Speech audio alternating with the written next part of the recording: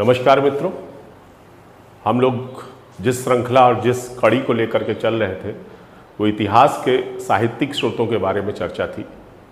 पिछले वीडियोस में हमने अलग अलग साहित्यिक स्रोतों को बांट करके आज जिस साहित्यिक स्रोत पर हम चर्चा करेंगे वो है बौद्ध और जैन साहित्य के माध्यम से हमें इतिहास की जानकारी, हिस्ट्री की इंफॉर्मेशन कैसे मिलती है। दरअसल इतिहास जिन लोगों ने लिखा, जिन लोगों ने पढ़ा, मेरे और आप जैसे लोगों ने पढ़ा या पढ़ रहे हैं या आगे भविष्य में पढ़ेंगे, तो वो पीढ़ी दर पीढ़ी चीज़ें हम तक कैसे पहुंची उसी की कड़ी के हिस्से हैं, टुकड़े हैं कि कौन कौन सी ऐसी चीज़ें थी, कौन कौन सी ऐसी बातें थीं जिन बातों के माध्यम से हम यह मान सकते हैं कि जो बात आज हम कह रहे हैं, लिख रहे हैं और आपको कह रहे हैं कि ऐसा ही था, उसके सोर्स क्या थे।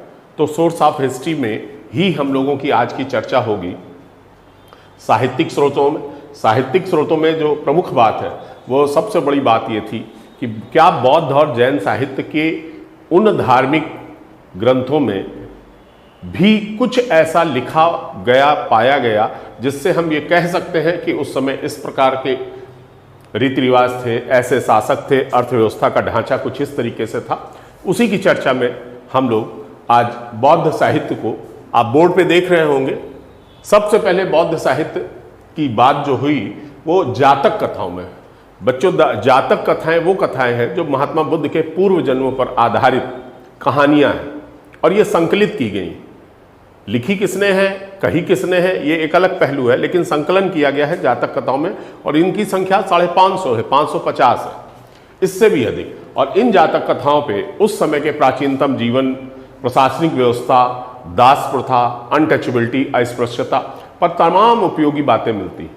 तो ये हो गई आपकी जातक कथाएं। बल्कि यूं कहें कि कौशल, अंग, मगध, काशी जैसे देशों के राज्यों के बारे में भी कथाओं की राज्यों के बारे में भी हमें जो जानकारी मिलती है उसका भी कहीं ना कहीं हिस्सा जातक कथाओं में आता है। आइए अब देखते हैं कि बुद्ध की शिक्षाओं को बुद्ध के निर्वाण के बाद, बुद्ध की मृत्यु के बाद विभिन्न बौद्ध संगीतियों के हुई। पहली बौद्ध संगीति, दूसरी, तीसरी, चौथी आप पढ़े हैं, नहीं पढ़े होंगे, आगे जानकारी मिलेगी। उन चौथी बौद्ध संगीति जो कुषाण काल में हुई थी, उसके होने के बाद बुद्ध की शिक्षाओं को 3 हिस्सों में बांटा गया। 3 पिटक का मतलब 3 हिस्से, और 3 हिस्सों को ही हमने त्रिपिटक कहा। और ये जो त्रिपिटक हमने कहा, बल्कि विनय पिटक, सुत्त पिटक, अभिधम्म पिटक के रूप में त्रिपिटक कहा। उस त्रिपिटक में एक पिटक में हमें जानकारी मिलती है, जैसे सबसे पहला है विनय पिटक, आपको दिख रहा होगा, दैनिक आचार संहिता के बारे में, संघ के नियमों के बारे में। सुत्त पिटक में हमें जानकारी मिलती है कि जो बुद्ध के सिद्धांत थे, उनके बुद्ध के सिद्धांत थे, उपदेश थे, उनका कलेक्शन है। और जो अभिधम्म पिटक है वो बुद्ध के दार्शनिक सिद्धांतों की व्याख्या है। ये सब चीजें विषय नहीं है, चैप्टर नहीं है, ये तो सिर्फ आपको बता रहे हैं सोर्स ऑफ हिस्ट्री के अंतर्गत एक छोटी सी जानकारी।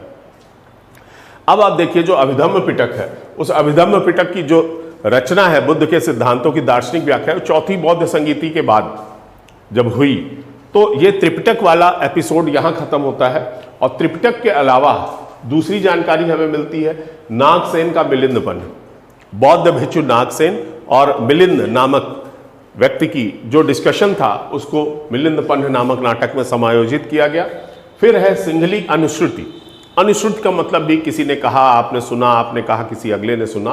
तो सिंघली यानी सिंघली ग्रंथ श्रीलंकाई वृत्तों के अनुसार, श्रीलंका की जो बातें हैं, जानकारी है, श्रीलंका से प्राप्त जो दस्तावेज कह सकते हैं, उनसे हमें दीपवंश, महावंश, ये सिंघली अनुश्रुति के ग्रंथ, वहां से भी हमें इतिहास की जानकारी मिलती है। देन अश्वघोष जो कनिष्क की राज्यसभा में था। अश्वघोष एक ऐसा विद्वान था जिसने संस्कृत भाषा में बौद्ध साहित्य की रचना की, महाकाव्य लिखे, उसने संस्कृत बौद्ध ग्रंथ लिखे, बुद्धचरित, सौंदरानंद, ये दोनों महाकाव्य थे। जबकि सारिपुत्र प्रकरण ये नाटक था। इस बात को ध्यान रखिएगा, सारिपुत्र प्रकरण नाटक था। कभी कभी पूछा जाता बौद्ध साहित्य में सारिपुत्र प्रकरण था, नाटक, गीत संग्रह, महाकाव्य, कुछ भी है। तो आपको इतना लिखा है, इसको अगर आपने लर्न कर लिया तो आपका 1 नंबर मिल सकता है, 1 सवाल सही हो सकता है। आगे अगर हम चलते हैं तो उसमें आप यहां देखेंगे कि महावस्तु और ललित विस्तार, ये भी संस्कृत भाषा में, ये बुद्ध के जीवन की जानकारी देते हैं। अल्टीमेटली बुद्ध भी तो एक इतिहास का हिस्सा है, इतिहास का विषय है। फिर दिव्यावदान है, जो बाद के मौर्य शासकों के बारे में, यहां तक कि बाद के मौर्य शासक का मतलब है अशोक के बाद जो परिवर्ती मौर्य शासक हुए उनके बारे में, और शुंग वंश के पुष्यमित्र शुंग की जानकारी मिलती है। तो अब अगर मैं आपको पुनः संक्षेप में विस्तार से बता दूं तो आप एक बार तेजी से रिकॉल कर सकते हैं बौद्ध धर्म की और जैन धर्म की जो कहानी नहीं बल्कि कहेंगे जो ग्रंथ थे, उन ग्रंथों के माध्यम से जातक कथाएं, पहली बुद्ध के जन्म पर आधारित, तीसरी चौथी शताब्दी की जानकारी, और विनय पिटक, अभिधम सुत्त पिटक, अभिधम पिटक जिसे त्रिपिटक के रूप में जानते हैं, वहां से हमें जानकारी मिलती है। नागसेन का मिलिंदपन हो गया, सिंगली अनुश्रुति, दीपवंश, महावंश हो गए। अश्वघोष कनिष्क की राजसभा में जो रहते थे उन्होंने बुद्ध चरित, सौंदरानंद सारस्वत प्रकरण, ये दोनों महाकाव्य थे, लेकिन एक नाटक भी था। इसके बाद फिर अगर आप आ जाइए तो महावस्तु और ललित विस्तार, ये भी संस्कृत भाषा में थे, बुद्ध के जीवन की जानकारी। दिव्यावदान बाद के मौर्य शासक या परिवर्ती मौर्य शासक और पुष्यमित्र शुंग का विवरण प्राप्त होता है। अब आप इसी में 1 मिनट और खर्च कीजिए, रुकिए, कि पूछा जाता है महावस्तु, ललित विस्तार, दिव्यावदान में किसमें बुद्ध के जीवन की जानकारी मिलती है। ये ऑब्जेक्टिव है, एमसीक्यू में आ जाएंगे। फिर पूछा जा सकता है संसद बौद्ध ग्रंथ कौन से थे, ये पूछा जा सकता है सारपुत्र प्रकरण का रचनाकार कौन था, अश्वघोष की निम्न में से कौन सी रचनाएं नहीं थी। तो इस छोटे से हिस्से में आप देखिए, आपको बिल्कुल अप टू मार्क बताने की कोशिश की गई। देखिए, अभी आपने बौद्ध धर्म से संबंधित साहित्य के बारे में पढ़ा, जाना और समझने की कोशिश जरूर की होगी। उसका दूसरा हिस्सा था जो चर्चा किए बिना हम बौद्ध और जैन साहित्य नहीं कंप्लीट कर सकते थे, जैन साहित्य। जैन साहित्य में जो भी जैन का साहित्य, जैन साहित्य का मतलब स्पष्ट है कि महावीर स्वामी की शिक्षाओं से संबंधित, उनकी कथाओं से संबंधित, उनसे जुड़ी हुई जितनी भी बातें होंगी, क्या वो भी हमारे इतिहास में हमें सहयोग कर रही है? बिल्कुल कर रही हैं। जैन साहित्य जो प्राकृत भाषा में था, जिसका संकलन महावीर स्वामी की मृत्यु के 140 वर्षों बाद, यानी महावीर स्वामी की जब मृत्यु हुई तो उसके 140 वर्षों बाद देवर्धि क्षमा श्रवण के नेतृत्व में, ये देवर्धि क्षमा श्रवण के नेतृत्व में बुद्ध की मृत्यु के 140 वर्षों बाद, मृत्यु के 140 वर्षों बाद देवर्धि क्षमा श्रवण के नेतृत्व में वल्लभी गुजरात, यानी गुजरात में वल्लभी नामक स्थान है, वहां पर बैठक हुई और उस बैठक में धार्मिक साहित्य का एक संकलन हुआ।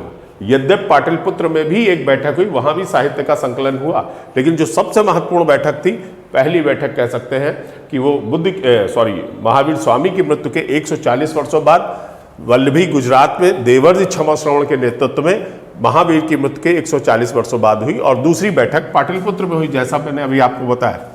इस पहली बैठक में जो भी हमने संकलन किया, उस संकलन को हम लोगों ने एक नाम दिया और उसका नाम आगम। उस आगम में 12 अंग, 12 उपांग, 6 छेद सूत्र, 4 मूल सूत्र, अनियोग द्वार या नंदी सूत्र, जो विश्वकोश है, स्वतंत्र विश्वकोश है, इसका संकलन हुआ, इसको कंपाइल किया गया। और ये सभी चीजें केवल श्वेतांबर संप्रदाय के लोग मानते थे। मतलब महावीर स्वामी की मृत्यु के 140 वर्षों बाद गुजरात के वल्लभी में देवर्धि क्षमा श्रवण के नेतृत्व में एक मीटिंग हुई। उस मीटिंग में कुछ धार्मिक साहित्य का संकलन किया गया और उस संकलन को आगम कहा गया, और उस आगम में अंग, उपांग, छेद सूत्र, मूल सूत्र, अनियोग द्वार, नंदी सूत्र, ये संकलन हुए।